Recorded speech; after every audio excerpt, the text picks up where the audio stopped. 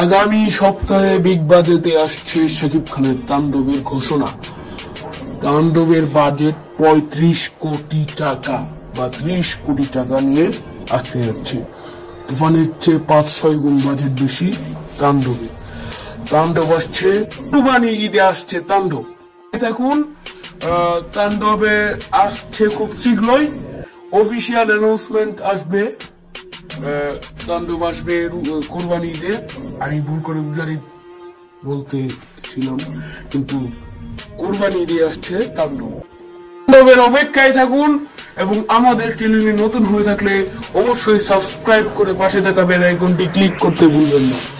আর আমাদের ভিডিওটি ভালো লাগলে অবশ্যই শেয়ার করে আরো মানুষের কাছে পৌঁছে দেবেন।